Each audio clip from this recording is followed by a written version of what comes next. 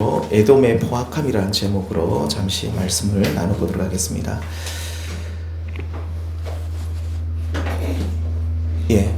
하울링이 좀 꺼야 될 것 같습니다. 그 바울의 전도 여행을 따라가다 보면 그가 이 첫 번째로 방문한 곳, 그리고 중심적으로 사역한 곳이 있는데, 혹시 터키를 아십니까? 요즘 튀르키예라고 국제적으로 명칭이 바뀌었죠.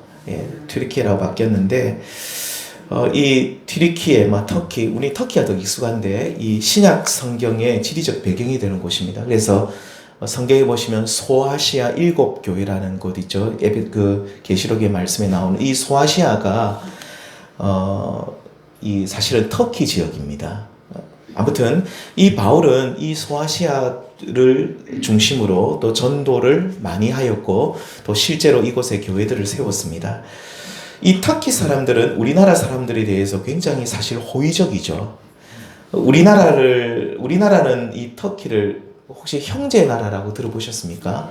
형제 나라라고 부르는데, 터키 사람들은 우리나라 이 대한민국을 칸카르데스, 그러니까 이 혈맹의 친구라고 부릅니다. 좀 더 높죠. 형제나 혈맹이라고 부르는데, 이렇게 부르는 이유는 역사적으로 볼 때 이 삼국시대까지 이렇게 거슬러 올라가면 옛 고구려가 그 이 터키의 원조상격이 되는 이 돌궐이라고, 혹시 우리 역사 시간에 배워보세요. 돌궐이라고, 그 문화유적이 아직도 우리나라 고구려 그 옛날에 그 땅에 남아있는데, 이 돌궐과 이 고구려가 굉장히 유대 관계가 깊었다고 합니다. 그래서 실제로 고구려의 연개 소문이 돌궐의 그 공주와 결혼을 실제로 했습니다. 문헌에 나와 있고요. 이 돌궐이 터키입니다. 그래서 무역 교류도 많이 했는데, 그래서 이 옛날부터 우리나라가 이 돌궐과 터키와 좀 이 깊은 관계가 있는 나라였고, 그런데 이 혈맹 관계를 말하게 된 결정적인 계기가 6.25 때죠. 6.25 때 15,000명을 파병했습니다. 그러니까 이제 미국, 영국 다음으로 많이 파병을 했습니다. 15,000, 굉장히 많이 파병한 거랍니다. 15,000을 파병을 해서 721명이 죽었고, 전사했고, 175명이 실종당했고, 포로로 234명, 그리고 부상이 2,493명이 부상을 당했습니다. 이 수치는 미국, 영국 다음으로 또 많은 수치라고 합니다. 그래서 터키에서는 학교에서 대한민국을 가르칠 때에 피를 나눈 형제의 나라, 혈맹이라고 가르치고 있다 합니다. 그리고 우리가 2002년 혹시 월드컵 때 기억나십니까? 3, 4위 전에 우리나라하고 같이 했잖아요. 그때에 우리나라에서 터키 사람들을 응원을 실제로 많이 했는데, 우리나라 사람들이 터키를 응원했는데, 그때 그 사진 보면 우리나라 국기보다 터키 국기를 더 크게 해서 우리나라 사람들이 응원을 했는데, 터키 사람들이 굉장히 감동을 했다고 합니다. 대한민국 사람들이 우리 터키에 대해서 이렇게 호의적이구나, 우리나라 사람들을 좋아하는구나 해서 굉장히 감격했다고 전해지고 있는데, 생김새도 사실 터키 사람들하고 우리나라 사람들 많이 다르잖아요. 그리고 우리는 동쪽 끝에 있고, 이 터키는 저 서쪽 끝에 있는 자리 잡고 있어서 지리적으로 거리가 굉장히 멀지만, 그러면서도 또 가깝고 또 형제의 나라인 것은 분명한 것 같습니다. 자, 이 구약 성경에 보시면 이방 여러 나라들이 소개되고 있는데, 한 번쯤은 들어보셨을 겁니다. 암몬, 모압, 블레셋, 애굽, 아수르, 바벨론, 이런 여러 나라들을 들어보셨을 것인데, 이 여러 나라들 중에서 하나님께서 이스라엘과 형제 나라로 부르는 나라가 딱 한 나라가 있습니다. 그 나라가 어떤 나라입니까? 에돔입니다. 그 에돔이 오늘 봉독했던 이 오바댜서가 21절로만 구성된 선지서 중에 가장 짧은 성경인데, 이 오바댜서의 주제가 뭐냐면, 이 오바댜서의 주제는 에돔을 향한 하나님의 심판, 그 심판 메시지 딱 한 가지밖에 없습니다. 하나님께서는 이 에돔을 향해 심판을 선언하실 때에 이 에돔을 뭐라고 부르시냐면 이스라엘과 형제 나라라고 부르고 있죠. 우리 1장 10절에 보시면 이런 말씀이 있습니다. 네가라는 것은 에돔을 말합니다. 에돔, 네가 내 형제, 형제라는 말이 그 원어에 보면 동생이라는 말로 표현되어 있습니다. 아무튼 내 형제, 내 동생 야곱에게 행한 포악으로 말미암아 부끄러움을 당하고 영원히 멸절되리라. 그러니까 이 에돔이 하나님 앞에서 멸절당하고 부끄러움을 당할 수밖에 없는 이유가 뭐냐? 바로 너희 에돔이 너 형제, 동생 야곱에게 행한 포악이라는 것은 어떤 살인과 폭행이라는 말인데 그 포악으로 말미암아 네가 심판을 받는다. 신명기서 23장 7절에도 보시면 이런 말씀이 있습니다. 너는 이스라엘을 말하면 이스라엘 너는 에돔 사람들을 미워하지 말라. 그가 뭐라고요? 내 형제다. 그러니까 하나님께서는 에돔 사람들이 이스라엘을 향해서 조금 이따 말씀을 나누겠지만 굉장히 악을 범한 그런 일들이 많았지만 그럼에도 불구하고 이스라엘 너는 누구를 미워하지 말라고요? 에돔을 미워하지 말라. 왜요? 네 형제가 되기 때문이다 라고 말씀합니다. 하나님께서 이 에돔을 심판하셔서 실제로 역사 속에 사라지게 해버립니다. 지금은 에돔이라는 나라가 없죠. 이들이 심판을 당했던 가장 큰 이유가 뭐냐면 형제의 나라라고 할 수 있는 야곱, 다시 말하면 이스라엘에게 행한 포악, 살인과 폭행 때문이라고 말씀하고 있습니다. 하나님께서는 죄를 다루실 때에 하나님께서 보실 때도 죄의 등급이 있습니다. 특별히 그 가운데서도 가장 엄격하게 다루시는 경우가 어떤 경우냐면 바로 오늘 본문에 나온 경우죠. 형제가 형제를 해하는 경우입니다. 나라를 예로 들면 A라는 나라와 B라는 나라가 예를 들면 형제 나라, 혈맹 관계인데 A가 B를 괴롭히면서 살인과 폭력을 행할 때에 하나님께서는 이런 죄를 굉장히 엄하게 다루신다. 이런 뜻입니다. 오바댜서에서는 이 에서의 후손들로 형성된 에돔이라는 나라가 동생, 이 야곱의 후손들로 형성된 유다 나라를 실제로 괴롭혔는데 죽이고 폭행을 가했는데 하나님께서는 이를 심각한 죄로 규정하시고 이러한 죄를 범한 에돔을 엄중하게 심판하시겠다 라고 말씀합니다. 실제로 에돔이 어떻게 됩니까? 역사 속에 사라져버립니다. 여러 나라들이 이 에돔은 실제로 난공불락의 나라였습니다.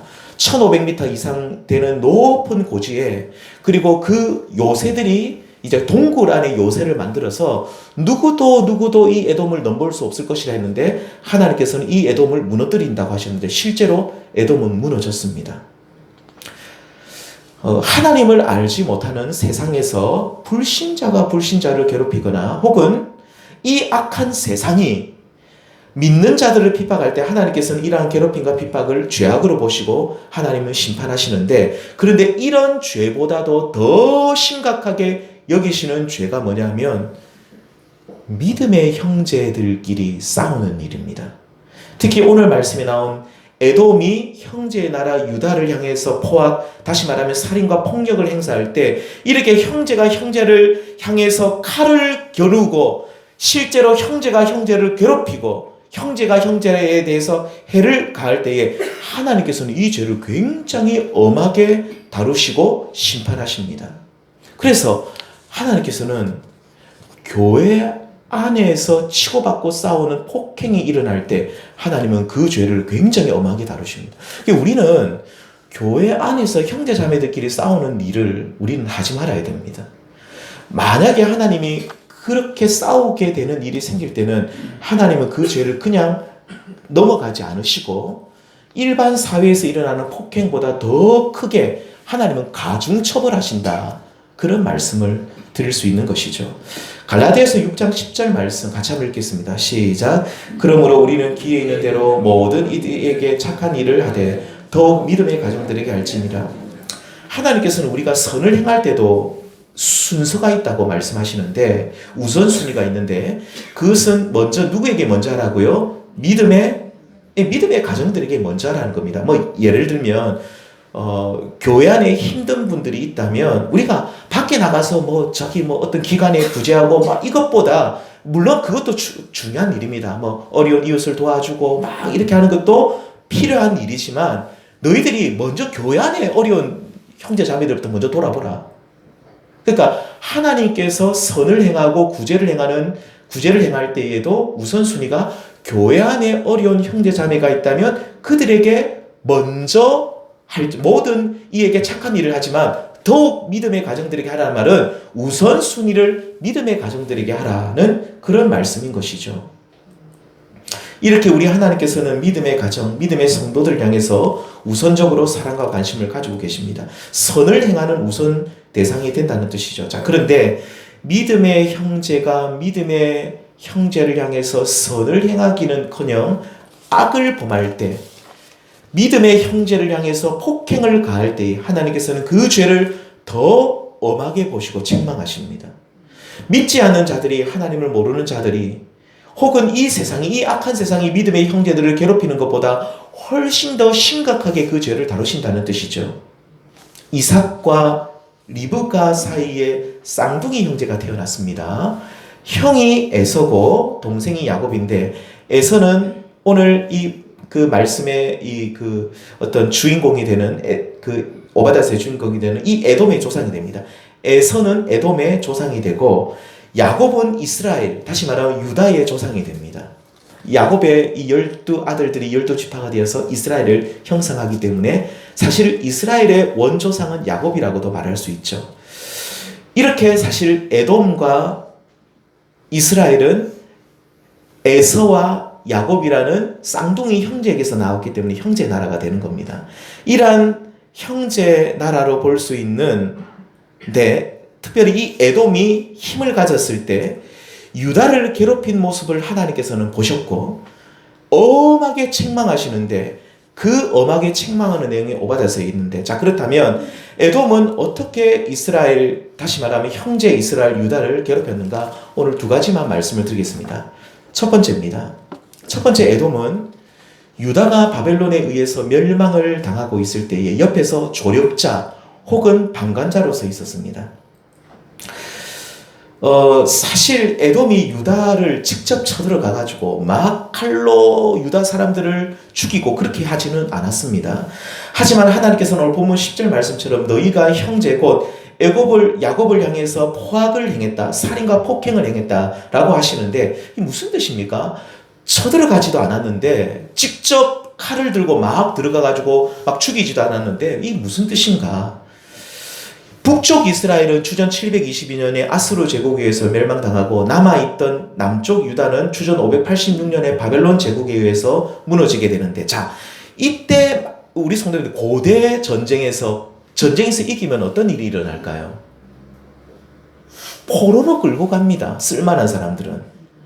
그래서 실제로 고대 문헌에 보면 아수르 사람들이 굉장히 잔인한 사람들이었는데 유다 사람들을 어떻게 끌고 가는지 아십니까? 성경에도 나오지만 코에다가 이 아가미, 꼭 아가미, 우리 생선 이렇게 꿰듯이 코에다가 사람들을 꿰가지고 줄줄이 달아가지고 이렇게 끌고 갔다고 합니다. 굉장히 잔인한 민족이 아수르 제국이었거든요. 근데 하나님께서 아수르 제국을 나중에 멸망시킵니다. 누가 멸망시키냐면 신바벨론 제국이 멸망을 시키는데, 아무튼 이 북쪽 이스라엘이 주전 722년에 아수르 제국에 멸망당하고 남쪽 유다가 또 바벨론 제국에 멸망을 당할 때에 수많은 이스라엘 사람들이 포로로 끌려가고 있었습니다. 이 포로로 끌려가던 중에 유다 사람들이 또 북이스라엘 사람들이 탈출을 하는 경우가 생깁니다. 그렇겠죠. 아무리 잘 끌고 가더라도 그 중에 몇몇 사람들이 자, 우리 도망가자 해서 막 어차피 가서 죽을 건데 우리가 도망가자 해서 도망을 가고 막 피난을 가는데, 어디로 도망갔냐면 제일 가까운 나라가 바로 남쪽에 있는 에돔이었습니다. 이 에돔으로 들어왔는데 에돔 사람들이 어떤 짓을 했는지 아십니까? 도망친 자신의 형제의 나라 이스라엘 사람들을 잡아다가 다시 누구에게 주는 겁니까? 예, 바벨론 사람들에게, 아수르 사람들에게 보내주는 겁니다. 들어왔는데, 이 포로가 왔는데, 그냥 보내는 겁니다. 그냥 돌려주는 겁니다. 다시 잡아가지고, 자, 너희 포로 여기 있다라고 다시 주는 거죠. 공동번역에 오늘 1장 10절에서 14절 말씀을 제가 좀 더 쉽게 설명하게 공동번역을 제가 찾아봐서 제가 읽어드리겠습니다. 한 동기인 야곱의 후손을 무참히 죽인 죄로 너희는 에돔 사람들, 너희 에돔 사람들은 치욕을 당하고 영영이 망하게 되었다. 오랑캐가 누구냐? 저기 북쪽에서 오는 사람들, 아수르와 바벨론 사람들. 이 오랑캐가 예루살렘 성문을 부수고 밀려들어 약탈하여 서로 나누어 가지던 날, 너희는 도와주기는커녕 도리어 한통속이 되었다. 누구랑 한통속이 되었다는 겁니까? 오랑캐랑.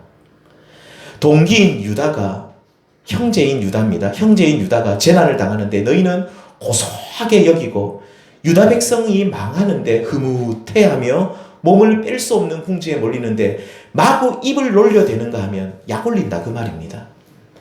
내 백성이 참변을 당하는데 오히려 그 성문으로 밀려들고 처참한 일을 당하는데도 잘도 고생하는구나 하며 고소해하고, 처참한 일을 당하는데 그 재물에 손을 대며 너희 동기들이 도망치는데 길목을 지키다가 쳐 죽이며 몸을 뺄 수 없는 궁지에 몰리는데 겨우 살아남은 자마저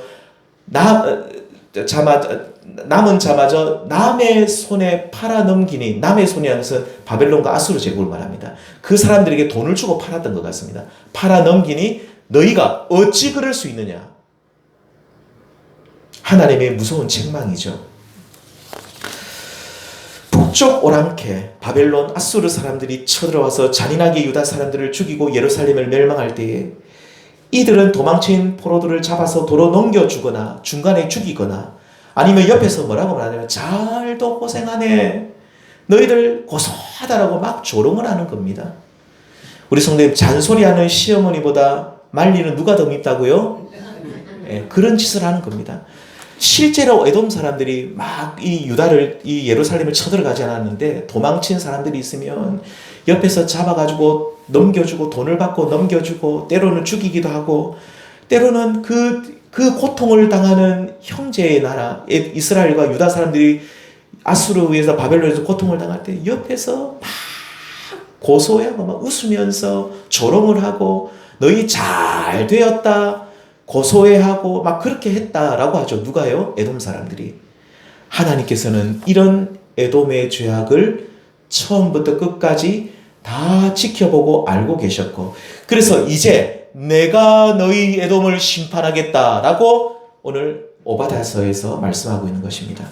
성도님들, 오늘날 이 사회는요, 서로 잘 되는, 그러니까 너도 잘 되고 나도 잘 되는 윈윈이 아니라 나는 잘 돼야 되지만 너는 잘 돼서는 안 된다라고 하는 시기와 질투가 가득합니다.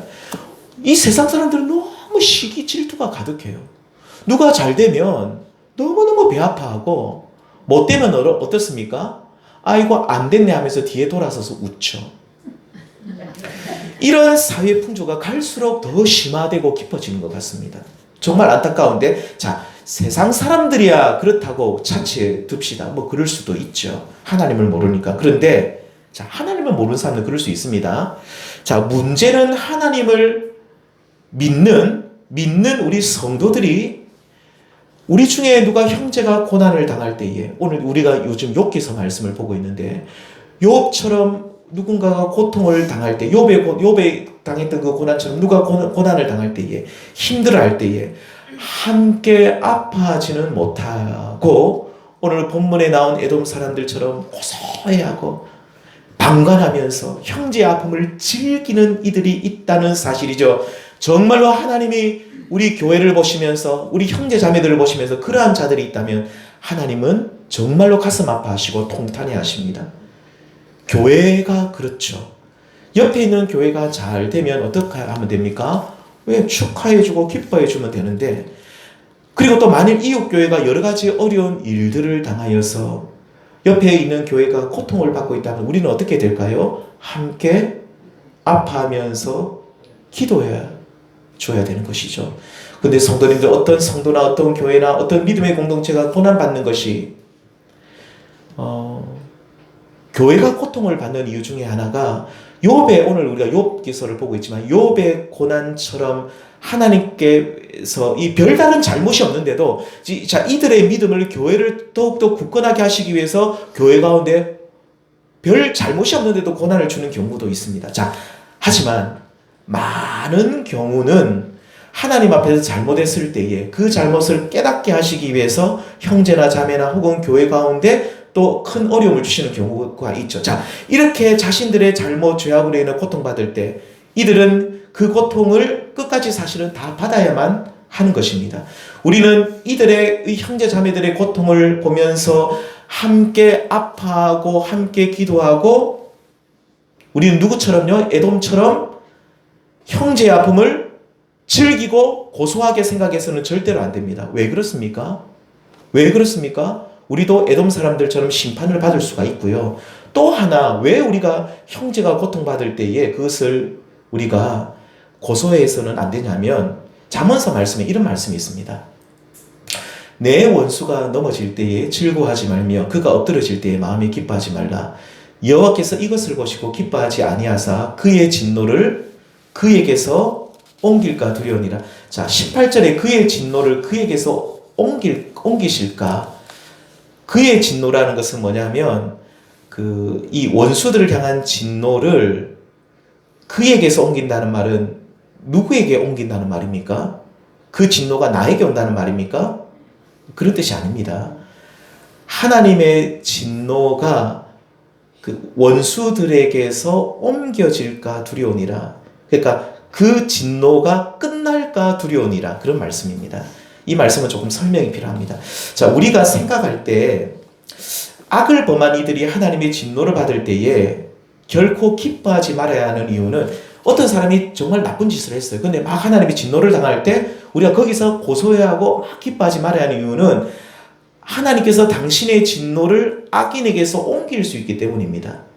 그러니까 하나님은 형제가 아파할 때 혹은 악인들이나 심지어 원수들이 하나님의 진노를 받는다고 할 때 믿는 성도들이 이를 보면서 막 회개를 부르면서 와 얘들 막 회개를 부르고 기뻐하면 하나님이 쟤들 봐라 왜 이렇게 악인들이 원수들이 그리고 형제들이 고난받는 것을 좋아하지 라고 하시면서 하나님이 그 고난을 거기서 끝내버리신다는 겁니다. 어떤 분들은 이 말씀을 어떻게 해석하냐면 내가 누군가의 막 아픔을 당할 때 내가 막 조롱받는 것을 기뻐하면 그 아픔이 나에게로 돌아온다. 그러니까 그의 진노가 그에게서 옮기실까 이 말씀을 그 고통과 그 아픔이 나에게 온다라고 해석을 하시는데 이 말씀은 그런 뜻이 아닙니다. 그런 뜻이 아니라 이 말씀은 어떤 뜻이냐면 우리가 어떤 형제나 자매나 아니면 죄 때문에 고난받는 형제나 자매가 있고 아니면 원수들이 고통을 받고 있을 때 막 회개를 부르면 하나님이 그 고통을 우리가 막 즐거워하는 걸 보면서 하나님이 그 고통을 거기서 딱 끝내버리신다는 겁니다. 원수들은 악인들은 그리고 죄를 범한 형제들은 사실 고난을 받아야만 하나님께로 돌아올 수가 있습니다. 고난이 무조건 나쁜 것은 아닙니다. 우리들에게도 고난은 무조건 나쁜 것은 아닙니다. 우리가 고난을 받으면 하나님 앞에 돌아올 수 있는 기회가 되는 것이죠. 그런데 정말로 구원받아야 될 형제나 자매나 악인들이 있는데 우리가 막 기뻐하게 되면 하나님께서 그 고난을 거기서 끝내버리십니다. 그 형제가 고난을 통해 구원받을 수 있는 기회를 놓치게 되는 결과를 낳게 되는 것이죠. 그러므로 우리는 이 땅에서 하나님의 공의가 온전히 집행되기를 원하신다면 또 악한 자들이 구원받기를 원하신다면 형제 자매들이 구원의 길로 가기를 원하신다면 우리는 원수들이나 악인들이나 심지어 믿음의 형제나 자매들이 고통받을 때에 그 고통의 이유가 분명히 죄 때문이라고 분명하다면 우리가 어떤 일이 있어도 악인들도 마찬가지입니다. 원수들도 마찬가지고 형제나 자매들도 마찬가지고 그들이 고통받을 때 옆에서 기뻐하지 말아야 할 것은 왜냐하면 이들을 향한 하나님의 심판이 우리가 기뻐하는 그 자리에서 끝이 나버리면 하나님의 공의로운 그 심판이 중단되기 때문인 것입니다. 그리고 이들의 구원도 그러면 멀어지게 되는 것이죠. 그러므로 우리는 하나님의 공의와 그분의 정의로운 심판이 이 땅에서 온전히 끝까지 집행되기를 바라신다면 우리는 결코 누군가의 특별히 형제나 자매 그리고 교회가 고통받을 때에 옆에서 지켜보면서 쾌재를 불러서는 안 되고 오직 우리는 어떻게 됩니까? 함께 슬퍼하고 그들을 위해서 기도해야 될 줄 믿습니다. 그렇게 우리가 기도하면 공의로우신 하나님의 심판이 다 베풀어지게 되고 하나님의 공의가 이 땅에 이루어지게 되고 무엇보다도 악인들이 또 죄를 범한 성도나 잘못을 범한 교회 공동체가 하나님 앞에 온전히 설 수 있는 기회가 되는 것이기 때문입니다. 그러므로 우리 모두는 누군가가 잘 될 때 함께 기뻐해 줘야 되고요. 누군가가 고통받을 때 그 누군가가 원수들일 수도 있고 악인들일 수도 있고, 오늘 말씀에서는 형제나 자매나 교회 공동체가 될 수 있는데, 어떤 일이 있어도 누군가가 고통받을 때에 우리는 고소해하거나 기뻐하거나 그렇게 하지 마시고, 오직 하나님의 공의가 이 땅에 끝까지 집행될 수 있도록, 이루어질 수 있도록, 그리고 그 형제 자매들의 하나님의 온전한 구원을 그들이 받을 수 있도록 우리는 오직 함께 아파하면서 기도할 수 있는 저와 우리 모든 성도님들 될 수 있기를 원합니다.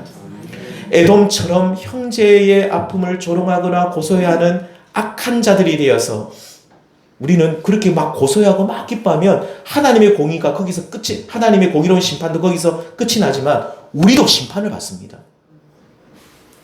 그래서 하나님의 공의로운 심판이 이 땅에 온전히 집행되고 우리 주변에 있던 형제와 자매가 그리고 교회 공동체가 하나님의 공의로운 손길로 인하여 다시 한번 회복되어서 일어날 수 있는 은혜가 있기를 우리 주님의 이름으로 축원합니다. 자, 두 번째, 첫 번째는 포악을 행하고 이렇게 막 그 이스라엘 백성들이 고통받을 때 기뻐하고 즐거워했다고 했죠. 그것이 에돔의 죄악이었고, 두 번째는 에돔 족속이 이스라엘 민족이 출애굽하여 가나안 땅으로 가는 길목을 막았습니다. 그러니까 형제의 가는 길을 누가요? 에돔이 막아섰다는 거죠. 민수기 20장 말씀해 보시면 모세가 이스라엘 민족을 이렇게 출애굽해가지고 막 데리고 가는데 이제 가나안 땅으로 이제 들어가려고 하는데, 가나안 땅으로 가려고 하면 반드시 어디를 지나야 되냐면 에돔 땅을 지나야만 했습니다. 이제 거의 다 왔거든요. 에돔 땅만 지나면 되는데 거의 다 왔는데 에돔 땅을 거치지 않으면 어떻게 되냐면 저기 해변길로 해가지고 쭉 돌아가야 됩니다. 예를 들면 우리가 뭐 여기서 저 축협 길 하나만 건너면 되는데 이렇게 건널목으로 그냥 이렇게 건너면 되는데 이 건널목에 지금 공사를 하고 있는 거예요. 건너가지 말라는 거예요. 그래서 어디까지 가냐면 저기 가야시장 저기 돌아가지고 막 가면 우리 성도님들 짜증이 나겠습니까? 안 나겠습니까? 막 짜증 나고 이 나라 왜 이렇노? 이 나라 이거 막 우리 속에 막 불평불만이 있는데, 그 에돔 사람들이 딱 그 길목을 자기 나라가만 지나가면 되는데 이 모세가 진짜 정중하게 부탁을 합니다. 정말 정중하게 어떻게 부탁을 하냐면 그 말씀에 보면 민수기 20장에 보면 모세가 다 사신을 보내가지고 내가 어떤 일이 있어도 당신 땅에 피해가는 일이 없도록 하고, 혹시나 우리 백성들이 지나가다가 포도송이 한 송이라도 따먹는 일이 있으면 그거 다 물러주겠다. 그리고 진짜 쥐 죽은 듯이 조용하게 말 한마디도 안 하고 시끄럽게 하면 방해되니까 조용하게 그냥 땅만 지나가겠다. 절대로 피해가지 않을 것이니 우리가 당신의 이 에돔 땅을 지나갈 수 있도록 에돔 왕이시여 좀 허락해 주십시오 라고 모세가 진짜 사신 보내가지고 정말로 막 무릎 꿇고 정말로 간절히 부탁을 하는데 에돔 왕이 어떻게 했을까요? 20절 말씀 민수기 이랬습니다. 그는 이르되, 에돔 왕입니다. 에돔 왕이 이르되 너는 지나가지 못하리라고 에돔 왕이 많은 백성을 거느리고 나와서 강한 손으로 막으니 지나가지 못하게 할 뿐만 아니라 그냥 쫙 진을 치버리는 겁니다. 절대로 못 지나간다 하면서 군사들을 동원을 해서 21절 에돔 왕이 이같이 이스라엘이 그의 영토로 지나감을 용납하지 아니하므로 이스라엘이 그들에게서 돌이키니라. 못 지나가게 하니까 삥 둘러서 가게 되었습니다. 에돔은 이스라엘과 형제의 나라인데 이들은 형제의 앞길을 막고 열어주지 않고 있는 것이죠. 오히려 형제가 가는 길을 막아서고 방해하고 있는 것입니다. 완력으로 강한 손으로 이들을 막아서서 그 길을 지나가지 못하도록 협박까지 하고 있죠. 하나님께서 이렇게 형제의 앞길을 막는 에돔을 향해서 너희가 형제 이스라엘에게 포악을 행했다, 살인과 폭행을 행했다라고 하십니다. 길을 막는 것을 하나님 그렇게 보고 있다는 것이죠. 그래 내가 너희 죄를 기억하고 있는데 에돔 내가 그대로 너희에게 갚아주겠다 라고 하나님이 이 오바댜서 말씀을 통해 심판을 선언하신 것입니다. 마음에 분노 가득할 때 기도했나. 그 다음 뭡니까? 나의 앞길 막는 친구 용서했나요? 우리는 나의 앞길을 막는 친구가 있으면 우리는 어떻게 하면 될까요? 네, 때리치게 해야 된다가 아니라 우리는 용서해야 됩니다. 정말로 힘든데 용서를 해야 됩니다. 용서는 예수 그리스도의 핏부림으로 죄사함을 받은 우리들,